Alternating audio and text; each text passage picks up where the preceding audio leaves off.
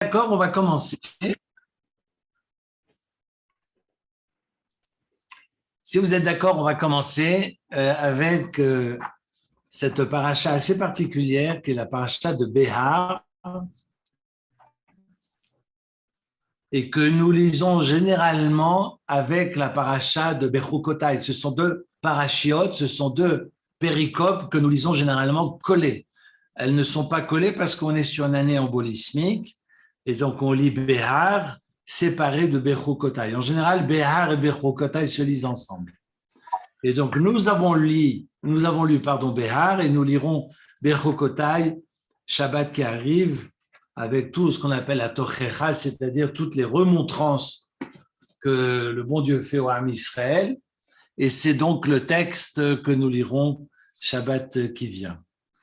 Le chapitre 25, donc c'est la paracha de Béhar que nous avons donc fait lecture ce Shabbat, est une paracha qui évoque la Shemitah, qui évoque la jachère, et un sujet très riche. On est sur des problèmes environnementaux aujourd'hui, et le respect, la préservation de la terre n'est pas une invention du parti écologique, le parti des Verts, mais c'est la première loi de la Torah parce que lorsque Dieu va placer Adam, c'est marqué lorsque bon Dieu va placer Adam dans le jardin d'Éden, c'est écrit dans le verset, Dieu le plaça pour la travailler et pour la préserver, le Ovda ou les Shomra. Donc en fait, la première injonction, qui n'est peut-être pas formulée, parce que celle qui est exprimée par le bon Dieu à l'égard de Adam, ce sera ne mange pas de cet arbre de la connaissance.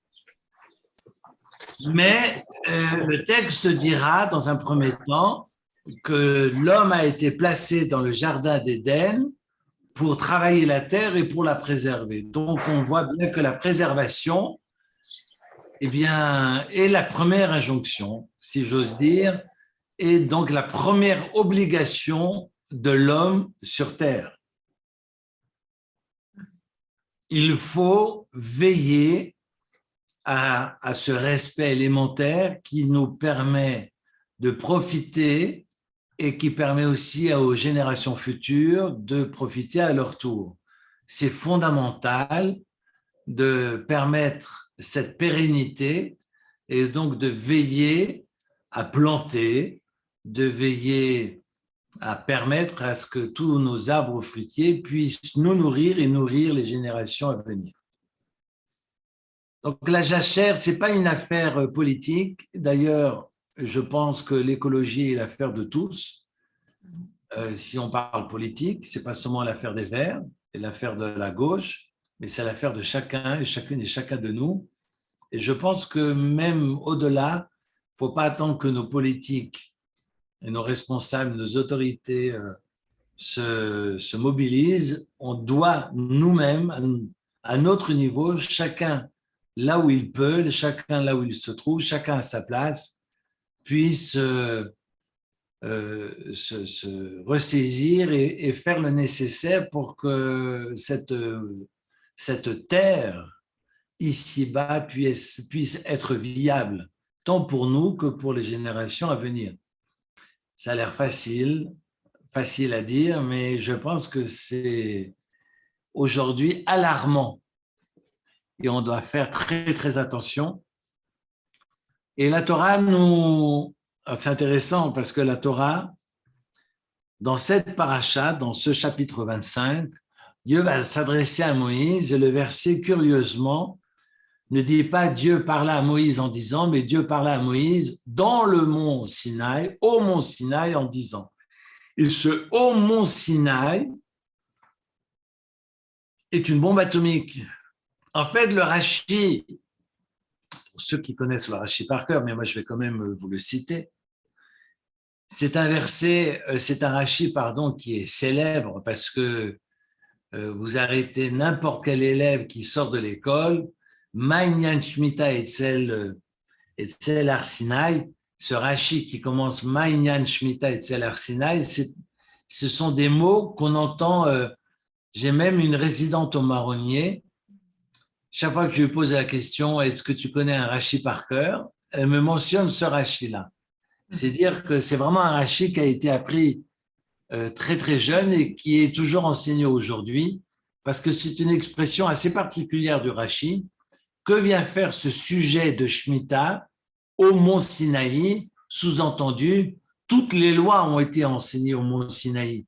Pourquoi Dieu précise là, ici et maintenant, autour de ces lois de Shemitah, dont on va parler dans les versets suivants, que ces lois ont été enseignées au Sinaï. Mais toute la Torah a été enseignée au mont Sinaï. Sera répétée après dans l'Ohel Moed et puis dans Moab, mais dans un premier temps, les lois seront transmises sur le mont Sinaï. Alors pourquoi Dieu en vient préciser autour de la Shemitah, qui est donc la jachère, que la jachère est une loi qui a été transmise sur le mont Sinaï? Pourquoi le préciser à cet endroit, vu que toutes les lois ont été enseignées au Sinaï? Alors je vous lis le Rashi et je vous le traduis in petto. Que vient faire donc le sujet de la Shemitah auprès du mont Sinaï? Valo kol mitzvot, toutes les lois ont été enseignées au Sinaï. Mais ce serait, d'après Rashi, pour nous enseigner, de même que pour la Shemitah, ont été mentionnées toutes la loteha, donc tous les principes généraux, tous les principes même les détails, les principes particuliers et tous les détails ont été enseignés au Sinaï. Ainsi, de même, tous les commandements, avant comme après, ont tous été transmis, tant au niveau des principes généraux qu'au niveau des détails, ont tous été transmis au mont Sinaï. Comme il est dit, Behar Sinaï les morts, ici dans ce verset numéro 1 du chapitre 25. Je trouve évidemment ce Rashi fondamental et précise effectivement que la parole divine est effectivement divine et vient de Dieu. Et je proposais pour celles et ceux qui m'ont entendu ce Shabbat, évidemment je vais réitérer tout ça, cet enseignement du Ktav Sofer, parce que c'est un enseignement qui m'a beaucoup plu et que je voulais partager avec vous. Alors, j'ai encore un peu d'asthme, mais je vais pouvoir, j'espère, aller au bout de mon enseignement. Alors, ce qui est important de comprendre, peut-être en introduction, le Ktav Sofer, ici présent, est un livre qui a été rédigé par le fils de Moshe Schreiber, qu'on appelait le Khatam Sofer. Le Khatam Sofer est né, en tous les cas, a vécu en Hongrie, a érigé la fameuse yeshiva de Presbourg. Ça a été une des premières, je pense, la yeshiva la plus virulente contre la Haskalah. En tous les cas, toute la famille, la dynastie Sofer s'est battue contre la réforme à l'époque. On est au 19e siècle. Le Khatam Sofer va mourir en 1839, sauf erreur de ma part. Et ce sera le fameux Khatam Sofer. Et cette yeshiva de Presbourg, où il va s'installer après avoir étudié avec Rav Adler, avec d'autres, et seront peut-être mal perçus par les siens. On est dans cette dynastie lituanienne, on est vraiment sur un judaïsme religieux orthodoxe et profondément rigoureux. Et face à eux, est en train de naître tous ces mouvements chassidiques et qui sont aussi peut-être mal perçus par les écoles lituaniennes. En tous les cas, il va s'installer en Hongrie, passera par la Moldavie, etc. Mais en tous les cas, il va s'installer en Hongrie et son fils va rédiger le Ktav Sofer et lui-même décédera en 1871.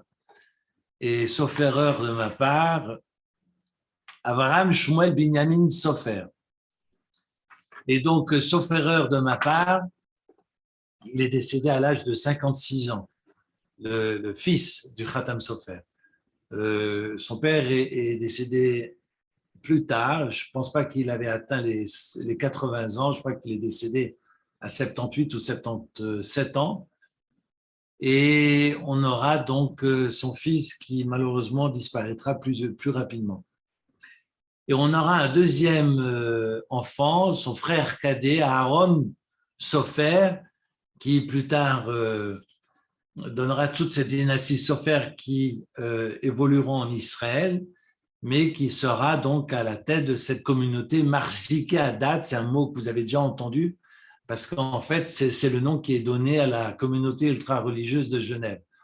Mais Marziké Hadat, c'est tout ce mouvement, peut-être Israël, c'est tout ce mouvement religieux qui va se battre contre la réforme, parce que la réforme sévit en Europe centrale, à commencer par l'Allemagne, et on va avoir comme c'est plus ou moins la même époque, parce que Rav Shimshon Raphaël Hirsch, qui vit, lui, contrairement aux autres en Hongrie, mais Shimshon Raphaël Hirsch vit à Francfort, mais lui va mourir à l'âge de 80 ans, il décédera autour de 1881, sauf erreur de ma part, pratiquement 10 ans plus tard, mais on est vraiment sur quelques lumières du 19e siècle qui vont se battre contre ce qu'on appelle la Haskalah, contre ce mouvement qui va vouloir être révolutionnaire et j'allais dire grâce à ces maîtres qui seront profondément rigoureux et orthodoxes,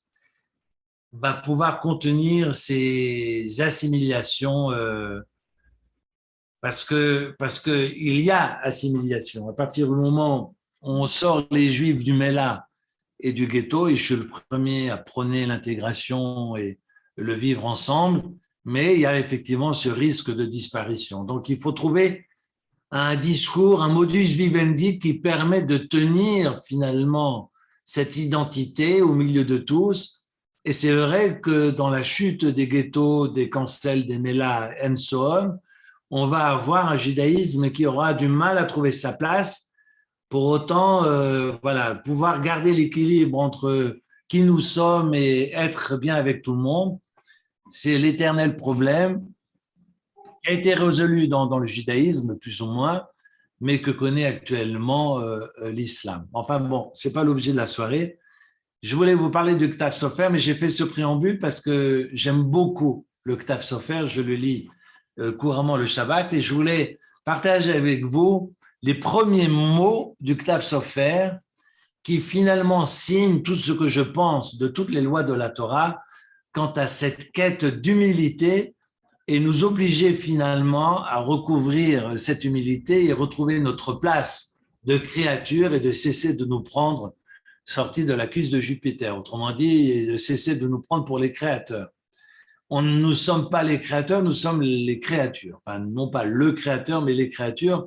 Le rapport à la toute-puissance, qui est l'éternel problème, surtout des hommes, non pas des femmes, et dont met à l'index effectivement le Ktav Sofer, mais qu'on va retrouver dans toutes les mitzvot de la Torah et mis à l'index effectivement par les Mefarshim. Le Ktav Sofer, alors nous dit clairement, et je vous cite le texte parce que j'aimerais faire lecture de ce texte et ensuite je prendrai le temps de traduire.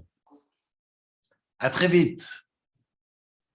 Alors, c'est marqué, évidemment, le Ktav Sofer reprend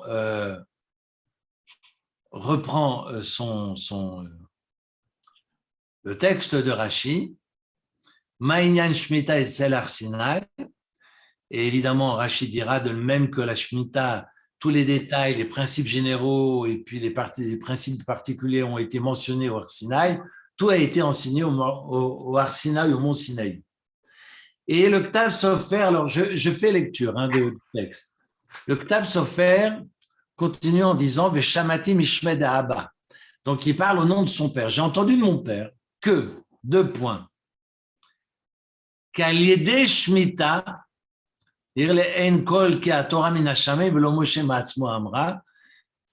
en fait, on peut réaliser que la Shemitah prouve que la Torah n'a pas été donnée et délivrée par un homme, de chair et de sang par Moïse, mais par le bon Dieu lui-même. Pourquoi?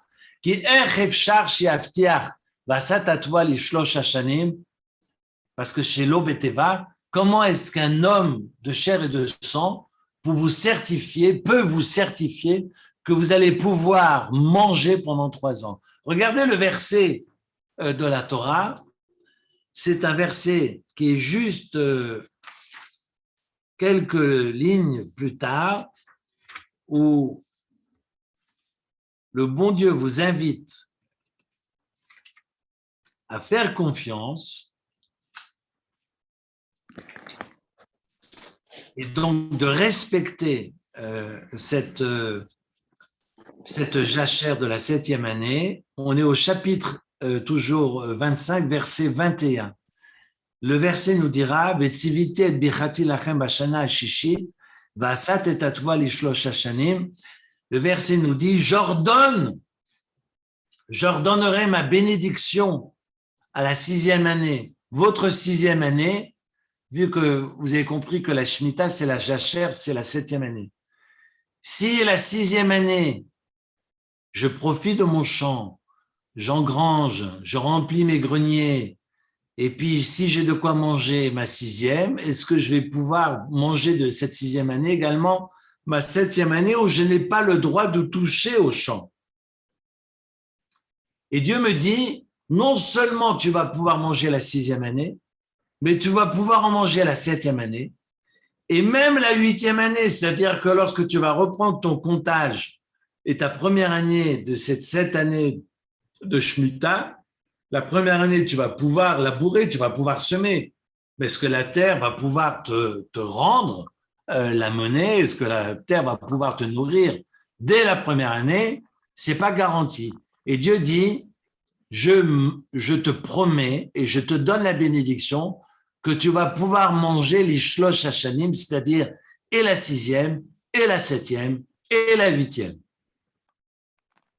C'est le verset 21. Je le reprends, j'ordonnerai ma bénédiction pour vous dans la 6e année, et elle fera une récolte pour les 3 années, tant la 6e que la 7e que la 8e. Vous ensemencerez la 8e année, vous pourrez manger de l'ancienne récolte pratiquement jusqu'après, c'est-à-dire jusqu'à la 9e année, c'est le verset 22. C'est extraordinaire. Et le Ktav Sofer, et c'est repris par d'autres mefarshim, insistera sur le fait que finalement, comment Moshe Rabbeinu, notre maître Moïse, pourrait en personne l'aftiach, vous promettre qu'il va pouvoir vous nourrir durant 3 ans. C'est impossible. Un être humain ne peut pas promettre. Ça prouve bien que la Shemitah vient de Dieu.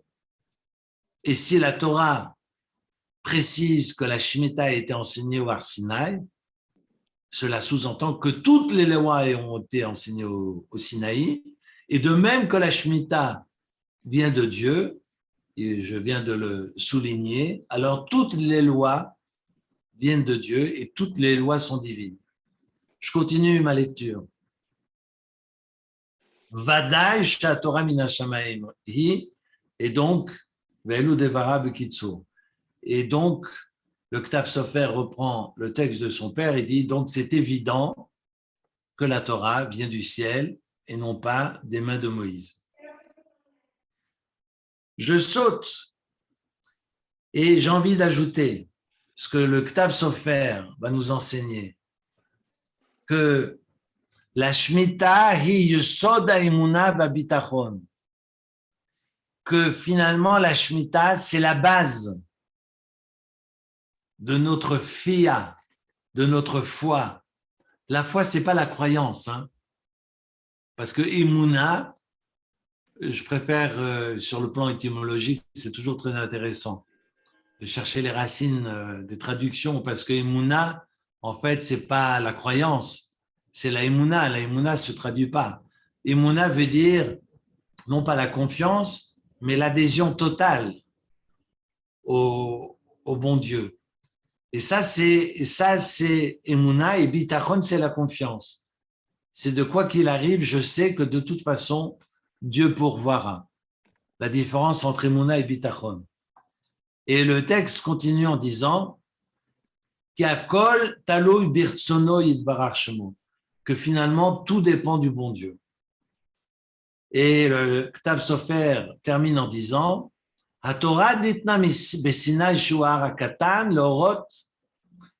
que finalement la Torah a été enseignée sur le mont Sinaï, qui était donc la montagne la plus petite, pour nous enseigner que l'homme doit aussi se faire petit devant la toute-puissance. Parce que le bon Dieu pourvoit, et ça c'est toute la base que nous souligne le Ktav Sofer, Klal Gadol Batora, chez Alid Gaya Adam, que l'être humain cesse de jouer les orgueilleux, de faire le fier et le dindon, et veuille pavaner pour montrer toute sa force et sa puissance, et je te prends le Donbass, et je te prends encore Mariupol, et je te prends encore... Donc il faut juste que l'être humain, chez Loïd Gaé à Adam, qu'on cesse de faire les orgueilleux, et que nous retrouvons notre place de créature, et qu'on cesse de se prendre pour le Créateur. Ça, la Shemitah nous l'apprend. Parce que si il y a une valeur qu'on a portée au nu durant des siècles, c'est la valeur du travail. Et je trouve incroyable que le Ktav Sofer insiste là-dessus. Parce que finalement, le travail, c'est quoi?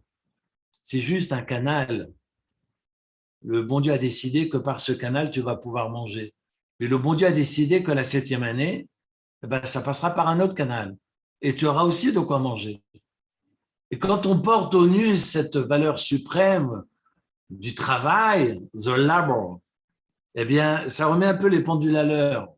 Finalement, on est sur un isme pour lequel on se fourvoie parce que on est dans le culte du travail, on s'acharne à tout prix, et le bon Dieu est juste en train de nous dire, attention, si je vous invite à travailler, à participer finalement à mon œuvre, c'est parce que j'ai décidé qu'à travers ce travail-là, vous allez pouvoir subvenir à vos besoins.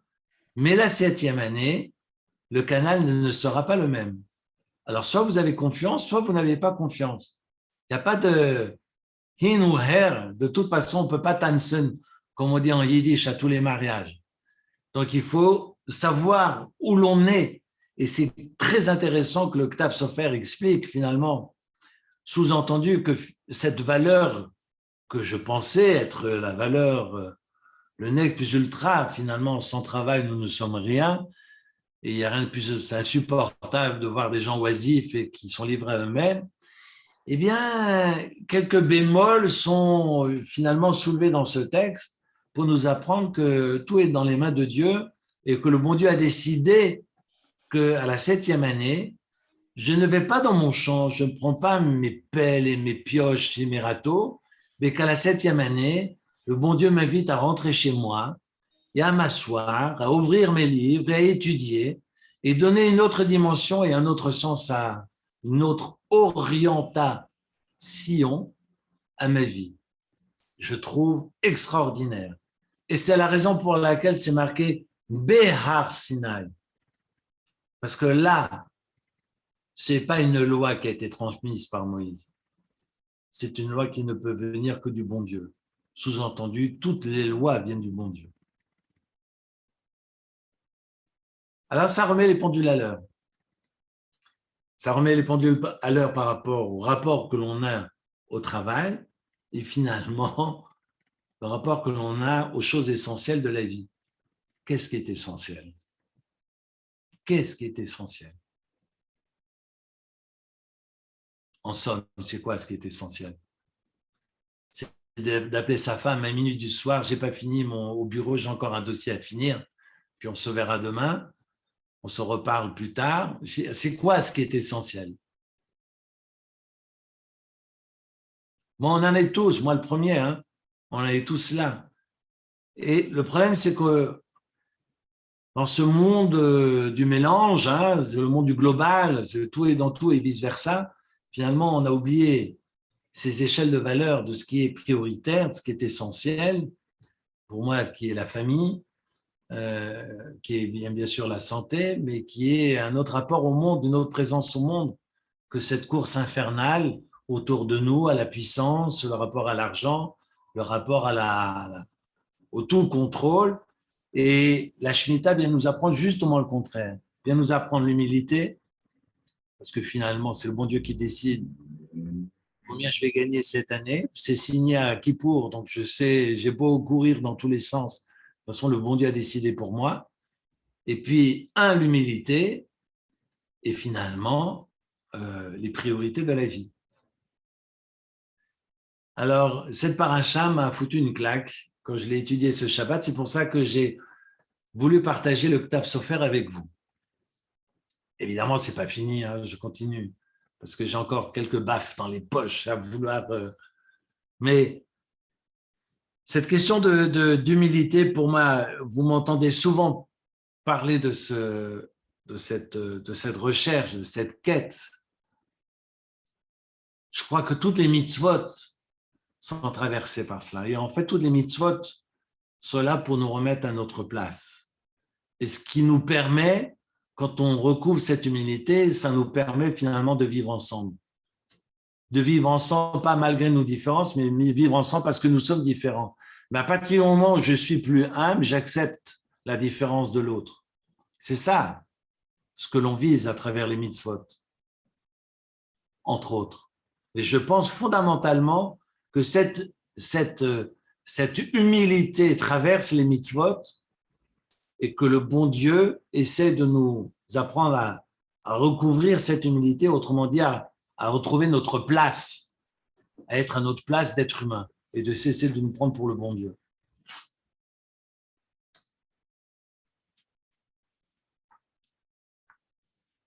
Le deuxième passage que j'aimerais partager avec vous, c'est un passage autour de Ki Amour. Alors, je vais vous donner le verset. C'est le chapitre 25 toujours, mais verset 25.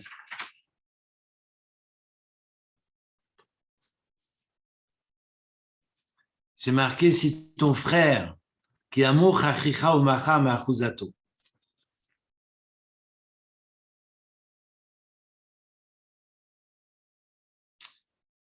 Lorsque ton frère en vient à choir, parce que j'aime bien le verbe de choir. Choir, c'est vraiment dégringoler, tomber. Et donc, si ton frère se trouve dans la gêne, c'est marqué dans les traductions très souvent, s'il devient pauvre, s'il s'appauvrit, alors qu'il y a si ton frère se trouve dans la gêne, ou machar me'achuzato, et on vient à vendre une partie de sa achouza, de sa propriété, ou bagoalo, viendra, pardon,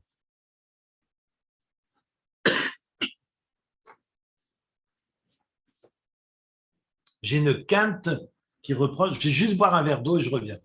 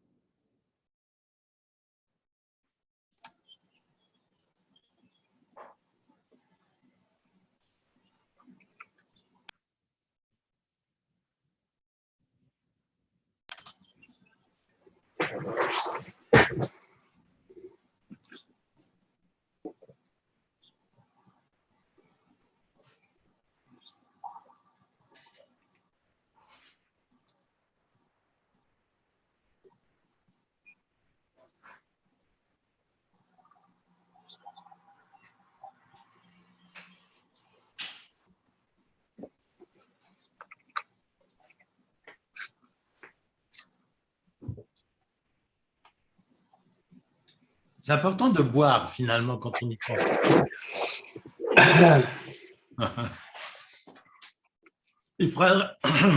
Sarah, il faudra noter la minute, le minutage pour éviter que mes onomatopées, que mes et quelques dérives ne soient pas enregistrées. Enfin bref. Alors je reprends. Il faut que son plus proche parent, Akarov Elav, Gaal et Mimkar Achiv, aura donc la possibilité de racheter ce que son frère a vendu. Et c'est intéressant parce qu'on peut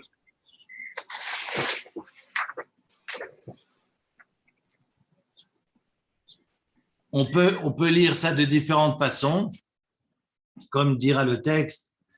D'abord, c'est marqué qu'il va vendre une partie de son territoire, ça veut dire qu'il ne peut pas vendre tout son territoire.